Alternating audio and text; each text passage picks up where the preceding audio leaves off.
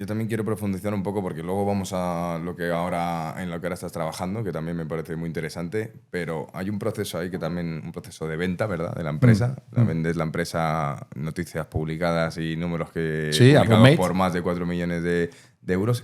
¿Cómo es ese proceso de venta? Porque también mucha gente que nos está escuchando, emprendedores, empresarios, que a lo mejor estén en ese proceso, también yo creo que es interesante que nos cuentes un poco sobre el proceso de venta. Pues mira, te cuento cosas que creo que pueden ayudar a otros a aprender. Nosotros surgió de, ya llevábamos tiempo conociéndonos, Roommate quería entrar en el sector de alquiler vacacional, aquí que Sola, entonces presidente de la compañía, pues le interesaba mucho la tecnología y crecer mucho más con este tipo de alojamientos. Y nos habíamos conocido en unas charlas que nos habían invitado a varias personas y empezamos a hablar durante, oye, y la visión la verdad que la compartíamos, ¿no? Nosotros entramos, nunca teníamos pensado vender la compañía tan rápido, porque ya teníamos 3 años y medio de compañía, pero entramos en un proceso de fundraising, estamos levantando, si no recuerdo mal, eran unos 5 millones y pico de euros, y en ese proceso, pues algún hotel, una cadena hotelera se sentó con nosotros porque, oye, nos interesa estar aquí como estratégicamente, como un socio industrial vuestro y tal. Y entonces, hablando en esas pláticas, como dicen los mexicanos, pues surgió la oportunidad de, oye, ¿por qué nos compramos? Y tenemos mucho músculo. En ese momento estaba Rosalía Mena, la mujer de Mancio Ortega, ex mujer de Mancio Ortega, y como, como máxima accionista de Roommate, después de Quique. La capacidad financiera era muy grande, la lista de contactos era muy grande y creíamos que juntos podíamos hacer algo mucho mejor que cada uno por separado. Y entonces, pues fue un proceso de due diligence después de 4 meses y pico, con mucho altibajo, ¿no? Muy bonito, en el que se aprende mucho. Y yo hubiese hecho cosas diferentes, lógicamente, tenía 29 años. Dinos cuáles. Pero, pues mira, una importante, no haber negociado todo tan visceralmente yo. Había cosas que tenía que haber dejado más que nuestro equipo de abogados negociase con ellos, porque yo me quemé mucho en el proceso, ¿no? Claro, al final no haces una venta para irte, haces una venta para quedarte en el equipo, con lo cual la relación que tú tienes después con el equipo que te compra es fundamental. Claro. Y ahí ya hubo mucha tensión. De hecho, hubo momentos en los que yo mandé a tomar por saco la operación y viceversa, ¿no? Entonces, no negociar tanto yo directamente, ¿no? Siempre están los trucos de ahora ya la aprendes, ¿no? Ya he hecho más negociaciones en el futuro, pero a veces tú quieres decir algo, entonces lo que haces es usas a tu abogado para que tu abogado lo diga o que tu abogado te escriba un email a ti que tú después le reenvías a otra parte. Mira, yo lo quiero hacer, pero mi abogado me dice esto, ¿cómo lo hacemos, no? Entonces, bueno, son pequeños trucos que puedes hacer para tú no quemarte. Total. Y también creo que es bueno tener siempre plan A, plan B, plan C. O sea, hasta que ya no puedas negociar solamente con una empresa, es bueno que tengas esto abierto con otras. Nosotros lo hicimos durante un tiempo y teníamos otra cadena hotelera española muy grande, más grande que Roommate, interesada, y algunos otros inversores, y lo fuimos hablando con varios, y eso era bueno porque al final no pasaba nada, entre comillas no pasaba nada, tenían más opciones que te permitían tener un valor más claro y al final también apretar a la otra parte, ¿no? Que la otra parte entienda que no son los únicos que están aquí apostando por esto. Claro.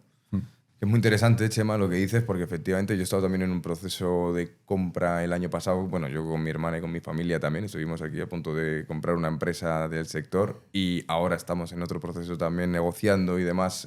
Seguramente no salga nada, pero bueno, estamos en procesos. Y ese momento de dejárselo, de delegárselo un poco a tu abogado, a tu asesor, para que no negocies tanto tú de forma sentimental como, oye, déjaselo a él y lo que tú quieras se lo transmites a él y luego él a la otra parte. Porque es cierto que quitas emociones y al final, en muchas emociones, de hecho, lo que yo en una empresa que no compré al final fue por un conflicto de casi de emociones, que realmente el negocio nos interesaba, el negocio era interesante, pero al final por pequeñas broncas, por así decirlo, pues se va también todo al garete. O sea, yo esa recomendación te la diría incluso a la inversa también. Nosotros ahora hemos hecho alguna operación más después, ya ha pasado pues casi, estamos en el 2026, pues ha pasado ya más de 10 años desde esa venta, hemos hecho otras. Y yo, por ejemplo, sí que cuando hemos hecho alguna pequeña compra para gestionar más viviendas, que hemos comprado un pequeño operador pequeñito y tal y cual, yo sí que lo hago extremadamente personal. Y además me parece que está bien, salvo cosas concretas que delegas en el equipo, cuando tú al final estás... Es que depende de qué estés comprando, ¿no? Si tú estás comprando el equipo y lo que quieres es que el equipo esté contigo, yo sí creo que tiene que ser muy visceral, muy personal, aunque hay ciertas cosas con las que no te debes quemar tú, pero sí que, por ejemplo... te pongo un ejemplo de un proceso de fusión que hicimos el año pasado que finalmente no salió, ¿vale? Pero analizamos muchas compañías y al final resumimos que iba a ser una compañía en concreto y con esa persona que yo conocía ya hace muchos años, a nivel más personal, no tanto como compañía, yo pasé con esa persona de mi tiempo personal, no sé, cientos de horas. Te hablo de irnos al gimnasio juntos muchos días, irnos a comer juntos muchos días, alguna cita doble que hicimos también tal. Yo me fui a su casa a dormir algunos días porque yo quería conocer a esta persona en todas sus facetas posibles. Entonces le dediqué ese tiempo. Y después, de hecho, surgió que no teníamos que ser socios. Nos llevamos muy bien, pero socios no nos hubiésemos llevado tan bien, ¿no? Entonces, sí que abogo porque haya mucha implicación personal, solo que hay ciertas cosas, y también con quién negocias, ¿no? No es lo mismo negociar con dos empresas pequeñitas que negociar con una empresa mucho más grande, mucho más corporativa. Claro. Entonces, este enfoque quiero decir que no es para todo el mundo y depende del contexto, ¿no? Que te decía. ¿Cómo es el proceso ese, Chema, de comprar una empresa? ¿Qué tiene que haber ahí? Tiene que haber una due diligence, ¿no? Un análisis de esa Primero empresa. Tiene que haber, tío, una necesidad clara. ¿Qué quiero hacer yo? ¿Por qué estoy comprando esto? ¿Qué quiero? ¿Qué me va a aportar esta empresa? ¿Me va a aportar una tecnología que no tengo, una ventaja competitiva, un ahorro de costes, un mercado donde no estoy? Tienes que tener súper claro, muy bien definido por qué estás haciendo el proceso, ¿no? Sin importar la empresa. Porque si empiezas al revés, es que me caes bien y te quiero comprar a ti, ya estás haciéndolo al revés, ¿no? Es como cuando buscas un socio. Tú buscas, oye, ¿qué necesito? Y lo escribes. Y después buscas a la persona que satisfaga lo que tú necesitas. Pues en una empresa igual, ¿no? Una vez que tienes súper claro, te pones a mirar en el mercado qué opciones hay. Seguramente es una empresa del sector que tú puedas conocer, entonces seguramente tendrás amigos que te puedan presentar a gente, etcétera, ¿no? Yo no recomiendo, hombre, si eres Goldman Sachs, sí, pero si no, no recomiendo delegar esto en una tercera third party, ¿no? Para que te haga esto. Tienes que ser tú, yo, en mi opinión, ¿vale? Cuando son cosas pequeñitas. Y después, cuando tú tienes muy claro lo que buscas, pues ir viendo con preguntas que vas haciendo, pues oye, si esta empresa puede ser lo que tú quieres, ¿no? Si tiene lo que tú realmente quieres, uno, y si además te compra la idea, ¿no? Porque a lo mejor puede tener lo que tú quieres, pero no te compra la idea. No tiene ánimo de vender. Vas a perder el tiempo hablando con esa persona, por ejemplo. Claro. ¿No? Entonces, lo vemos muchas veces cuando estamos comprando ahora activos inmobiliarios. Otro día compramos uno en Jerez de la Frontera, que yo soy de ahí, y la casa de al lado, pues tenía sentido que también la comprásemos, ¿no? Y hablamos con el dueño, además está abandonada, en fin, un despropósito. Hablamos con el dueño, hombre, si me da mucho por ella, digo, ni hablé. Cuando tú estás hablando con una persona que no tiene ánimo de venta, es perder el tiempo, ¿no? Evidentemente, si me dan mucho, claro, si me dan una cosa que no vale, pues que si te doy eso no gano dinero. No tiene que ser un negocio que tiene sentido. Entonces, entender qué motiva a la otra persona es muy importante y después ya, pues evidentemente, una vez que ya eso parece que tiene sentido y a la otra persona le motiva lo mismo que tú, porque tú le vas a pagar con acciones de la compañía que tú tienes o le vas a pagar en cash, pero querrás que seguramente el tipo se quede unos 2 años. O sea, cuando hay esa claridad de que estáis los dos alineados en lo que se quiere hacer conjuntamente, pues evidentemente ahí se hace un proceso de due diligence. Y due diligence quiere decir revisar todo. La parte fiscal, si estás comprando también la SL, pues tendrás también las contingencias que tienes que asegurarte que todo está bien hecho, el punto de vista regulatorio para que no tengas tú después ninguna contingencia por lo que esté pasando o sea, que no tengas ningún problema que te reclamen a ti algo que tú no has hecho, ¿no? Claro. Y analizar, es tan sencillo como analizar muy bien lo que estás comprando y entender muy bien lo que estás comprando. ¿Vale? Tiene el nombre sofisticado de due diligence, pero lo que quiere decir es una diligencia de vida. Oye, que tú sepas lo que estás comprando, que tú sepas que es verdad lo que te dicen. Os sorprenderá. A mí estábamos comprando una vez una empresa que decía que tenía unas ventas de 12 millones y en la fase final de la due diligence, coño, yo asumí que era cierto, porque, joder, va a salir, ¿no? Pues en la fase final no eran 12, eran 6.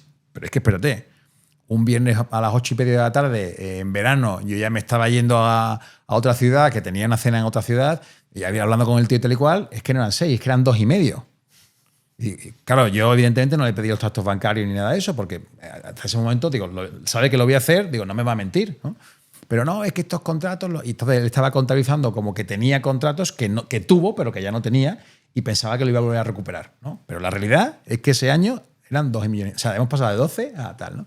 Entonces, pues cerciorarse muy bien que la información era la correcta. Yo siempre creo unos cuestionarios que van de mayor a menor, como un funnel, ¿no? Por favor, ve respondiendo cosas. No el CEO de la compañía a veces, sino parte del equipo, pero te vas cogiendo información muy buena y después pasar tiempo y hacer las preguntas concretas, tío. Y al final, si quieres, para que en estas cosas no te pasen, show me the money. Oye, ¿cuántas facturas al año? ¿500? Ok.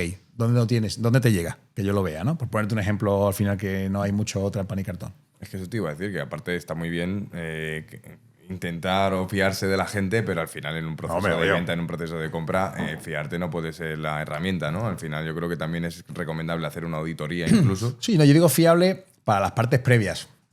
Porque cuanto más recursos inviertas, pues al final más caro es, más lento es, y al final tú hablas con varios y no todos los compran. Sí, Entonces, claro, en la parte final es donde... Claro, en la parte final tienes que. Sí. Eso, totalmente. Y luego la postcompra, Chema, como tú bien dijiste, pues ya te quedaste un tiempo, ¿no? Como cláusula del contrato, entiendo, Sí. trabajando junto a ellos para pues, que no se pierda esa esencia que tenía la empresa. Sí. ¿Cuánto tiempo recomiendas tú que esté? Entiendo que depende de la empresa. Claro. Pero nosotros teníamos 3 años, yo estuve 1 año y medio, Patricia estuvo un poquito más, pero yo creo que el tiempo no es lo que más importa, lo que más importa aquí es la filosofía que tienen ambas partes.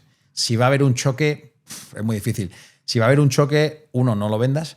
2, si lo tienes que vender porque tiene sentido que lo vendas, delimita muy bien qué puedes hacer y qué no puedes hacer y cómo tienes que operar antes de venderlo, porque una vez que vendas vas a entrar en su idiosincrasia. Entonces ahí va a ser mucho más complicado que tú puedas hacer las cosas a tu forma, ¿no? Claro. Te compraron porque tú eras ágil, rápido, tomas decisiones, pero deberían permitirte que sigas haciendo eso, ¿no? Porque tenías un valor, pero seguramente cuando ya te fagocita una empresa más grande, con muchos más empleados que tú, con otros procesos, con otra mentalidad, sobre todo otra mentalidad, va a ser complicado a no ser que la mentalidad sea la misma o que tú delimites, mira, esta es tu casa, esta es la mía y aquí es mi terreno y mando yo. Si no, 1 año, 3, 5 va a ser un problema. Claro. Yo también te quiero preguntar sobre ese día que tú firmas la venta. Se habla mucho también, ¿no? En el mundo emprendedor de, oye, ¿qué pasa, ¿no? Después de una venta, ¿cómo te sientes? Y cuéntanos un poquito tu experiencia, ¿cómo fue? Hay gente que se jubila, ¿no? Y dice, joder, ya me he librado de este cargo, ¿no? Ya tengo dinero para vivir el resto de mi vida, adiós. Yo, tío, ni podía jubilarme en ese momento, tío, ni además quería, porque nuestra venta no fue una venta buscada. Nosotros queríamos seguir creciendo y entendíamos que con Roommate, que aportaba encima de la mesa cosas que no teníamos, pues podíamos construir una empresa más grande juntos. Por tanto, nunca pensé en jubilarme, ¿no? Sí que nos tomamos unos días de vacaciones porque fue muy intenso y unos días de desconexión absoluta. Menos de lo que queríamos porque empezaba Fitur y lo anunciábamos en Fitur, que era una campaña fuerte de medios de comunicación. Pero bueno, al día siguiente me llamó mucha gente y yo lo agradecí mucho. Y yo estaba muy ilusionado porque empezaba una nueva etapa, ¿no? Tú sabes que de nuevo todas las escobas barren bien y teníamos la ilusión de que lo que teníamos en la cabeza lo íbamos a construir y fue una etapa muy bonita de mi vida. Después vas aprendiendo otras cosas y yo con Roommate me quedo con todo lo bueno que aprendí, de cosas que son muy buenas que hoy incorporé y de cosas que yo no quiero hacer en mi vida y que también incorporé. O sea que saqué partido a todo lo que hice.